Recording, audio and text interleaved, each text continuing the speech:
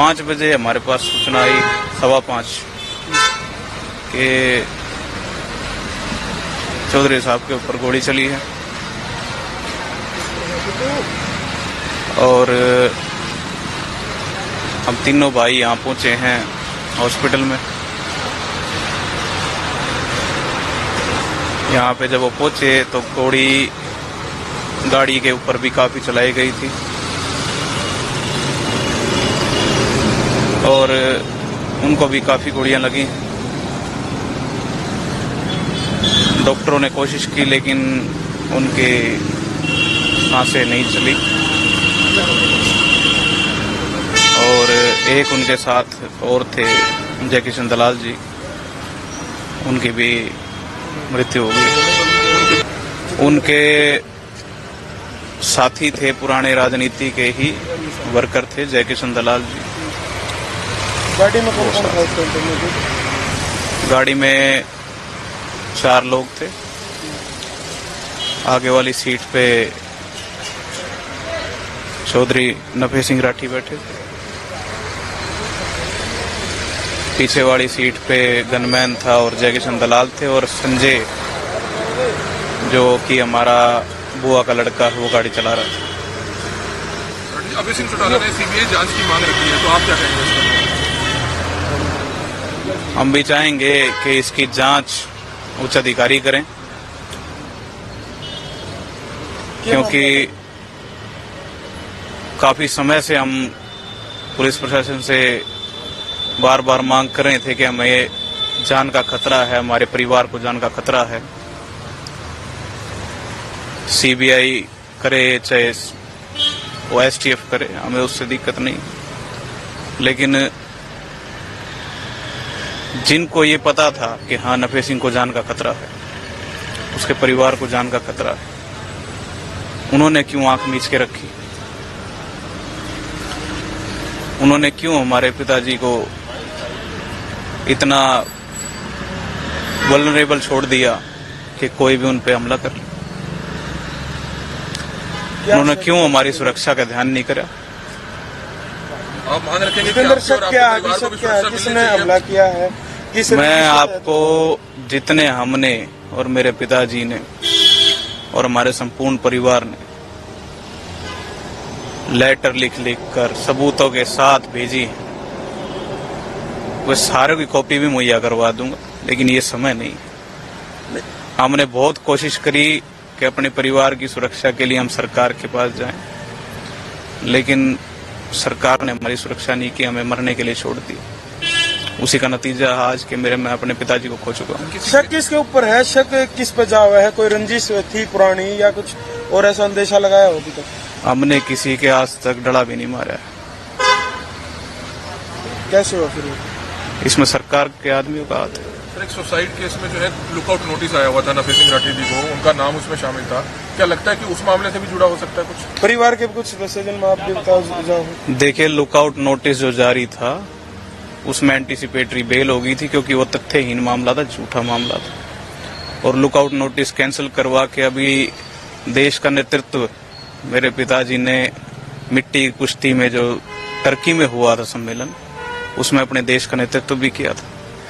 कोई आम हस्ती नहीं थी, देश के लिए मरने मिटने वाले लोगों में से थे। नेवी में रहे हैं, पहलवान रहे हैं, केसरी रहे हैं, बहुत नामी पहलवान रहे हैं, 2 बार इस शहर के चेयरमैन रहे हैं, पूर्व विधायक संघ के अध्यक्ष थे, इनेलो के प्रदेश अध्यक्ष थे, इंडियन स्टाइल रेसलिंग एसोसिएशन के राष्ट्रीय अध्यक्ष थे। वो इकलौते ऐसे आदमी थे जिन्होंने संघर्ष करके अपने देश के लिए, देश की मिट्टी के लिए वर्ल्ड रेसलिंग में भी जाके नाम उच्चारण किया था। सभी राजनेताओं ने, बड़े राजनेताओं ने काफी दुख व्यक्त किया है, चाहे वो कांग्रेस से हो चाहे बीजेपी से हो। उनके दुख व्यक्त करने से मेरे पिताजी वापस नहीं आएंगे। शायद देश की बिगड़ती हुई, हरियाणा की बिगड़ती हुई ये जो व्यवस्था है, इस शोक ही प्रकट हो सकता है। क्या वो किसी आदमी को वापस ला सकते हैं? क्या वो उन बागड़ बिल्लों को, जो साजिश करने वाले लोग हैं, क्या उनको बेनकाब कर सकते हैं? और इसमें सरकार के आदमी ना हो, क्या आप लोग ऐसा मान सकते हो? नाम भी देंगे हम, आप लोगों को भी बताएंगे। देखिए शक भी है और हमें पता भी है, लेकिन वो पुलिस का काम है, पुलिस अपनी जांच करे। जो बागड़ बिल्ले इसके पीछे हैं उनको सामने लाए। कोई भी वो व्यक्ति जो बड़ा रसूखवाड़ा है उसको बचाने का प्रयास ना करे पुलिस, ना सरकार ऐसा प्रयास करे, क्योंकि कहीं ना कहीं प्रदेश अध्यक्ष के अगर सिक्योरिटी नहीं थी, और जबकि मैं तो ये भी जानता हूं कि हर बार पापा जब मीटिंग करके आते थे, विधानसभा में जाते थे, सीएम से मिलते थे, तो हमेशा ये कहते थे कि भाई सीएम साहब से मेरी बात होगी सिक्योरिटी की, वो कह रहे हैं सिक्योरिटी करवाएंगे, लेकिन करवाई नहीं उन्होंने मेरे पिताजी को मरने के लिए छोड़ दिया।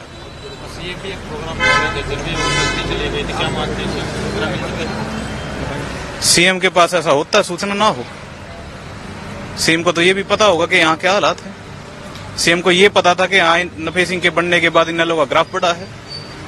बिगड़ती कानून व्यवस्था पे कितनी बार हमने प्रदर्शन किए, कितनी बार ज्ञापन दिए, लेकिन क्या हुआ, हमारे ऊपर ही मुकदमे लगाए गए। हरियाणा में सरकार रही है नैलो की, उसके प्रदेश अध्यक्ष थे नफे सिंह जी, और उन्हें की सुरक्षा ध्यान नहीं रखा गया, तो आम पब्लिक कैसे सुरक्षित होगी, किस नजरिए से कहाँ सुरक्षित हो आप लोग? आज आप बोलना शुरू करोगे, कल को आपको मरवा देंगे। किसकी सुरक्षा करेगी सरकार? किसी की सुरक्षा नहीं कर सकती। मांग क्या आप अब आज मैं आपको कहना चाहूंगा, राजनीतिक तौर पे आप लोग अनाथ हो, कोई आपकी सुरक्षा की जिम्मेवारी नहीं लेगा। और ये सीएम के खुद के बयान है कि मैं किसी आम आदमी को सुरक्षा मुहैया नहीं करा सकता। आप आम की छोड़ो, आप तो खास को भी नहीं करा सकते। मेरे पिताजी को आपने मरने के लिए छोड़ दिया। जितेंद्र जी, आज कहाँ से आ रहे थे आपके पिताजी, और क्या लग रहा है कौन है ये लोग, क्योंकि जो पुलिस के अब हवाले से पता लगा है कहीं ना कहीं लॉरेंस बिश्नोई गैंग का नाम सामने आ रहा है। देखिए लॉरेंस बिश्नोई गैंग से ना तो हमें कभी मंथली की धमकी मिली, ना कोई और धमकी मिली। मैं नहीं जानता कि किसने लॉरेंस का नाम लिया, मैं नहीं जानता। मर्डर जो हुआ है सीधा सीधा क्या मुझे ये नहीं कन्फर्म, मैं नहीं कह सकता अभी। ये जांच का विषय है, सरकार के आदमी इसमें जांच करे, पुलिस जांच करे, सीबीआई जांच करे। पहले भी आज कहाँ से आ रहे थे पिताजी जब ये हमला हुआ? मेरे पिताजी आसोदा से किसी की डेथ पे शोक प्रकट करके, और अपने जो उनके रूटीन के काम है उन्हीं में थे। वो सामाजिक काम जो होते हैं एक राजनेता के, उन्हीं में। पता लगा कि पिछले दिनों बहादुरगढ़ में कोई फायरिंग हुई थी, उसमें आपके पिताजी ने जो पीड़ित परिवार है उसके साथ खड़े रहे थे, उसको मेरे पिताजी हर उस उत्पीड़न के साथ खड़े रहे हैं, उत्पीड़ित व्यक्ति के साथ खड़े रहे हैं जिसके साथ बुरा हुआ है। जब शहर के अंदर नगर परिषद की जमीन कब्जाई जा रही थी, तब उन्होंने आंदोलन किया। जब शहर के अंदर ये अपना पिछले महीने की वारदात है, दुकानदारों से मंथली गोली मार के मंथली लूट ली गई, पैसे लूट लिए गए, तब वो जाके दुकानदारों से मिले। मेरे पिताजी ने तो इस शहर के लिए जितना बलिदान दिया है मैं नहीं मानता। आज उन्होंने अपनी जान दे दी इस शहर के लिए, इस हल्के के लिए, इस हरियाणा के लिए। आप बताइए किसने क्या किया है हमारे लिए? अजय चौटाला से बात हुई, उनका कहना है कि पिछले दिनों उनको काफी उनके थ्रेट मिल रहे थे। कौन थे लोग धमकी दे रहे थे? जी, उनको थ्रेट मिल रहे थे, और उन्होंने लिखित में एसपी साहब को मेरे सामने दरखास्त लिख के भेजी थी। मैंने भी दरखास्त लिख के भेजी थी, क्यों मैं यहाँ नगर परिषद में पार्षद हूँ। राजनीतिक तौर पे हमारा पूरा परिवार ही एक्टिव है, तो हमारे पूरे परिवार को दबाने के लिए राजनीतिक तौर पे हमारे को जान से मारने की धमकियां आ रही थी, और हमने उसकी बार बार सूचना प्रशासन को दी, मांग की सुरक्षा की, लेकिन हमें मरने के लिए छोड़ दिया गया। ये सच्चाई है। और आज वो जो लोग धमकियां दे रहे थे या साजिश रच रहे थे, वो आज अपनी साजिश में कामयाब हो गए। ये एक राजनीतिक हत्या है, और इसमें कोई दो राय नहीं है। कोई निजी दुश्मनी किसी से रही? निजी दुश्मनी हमारी किसी से नहीं है, हमारा किसी से कोई बैर थ्रेट की, वो आप एसपी साहब से कॉपी ले सकते हैं। ठीक है सर, ठीक है। कार्रवाई में लगी हुई हैं, और 2 डीएसपीज जो हैं वो इसमें लगे हुए हैं, और शीघ्र हम इनको ट्रेस करेंगे, जो भी इसमें हमला करने वाले हैं उनको। सर, पूरी वारदात कैसे हुई? ये जो रेलवे क्रॉसिंग है वहां पर, तो उस पर उनकी गाड़ी आके रुकी है, और उसके बाद एक दूसरी गाड़ी जो है वहां पर आई है, और उसने फायरिंग की है। कितने हमलावर थे सर?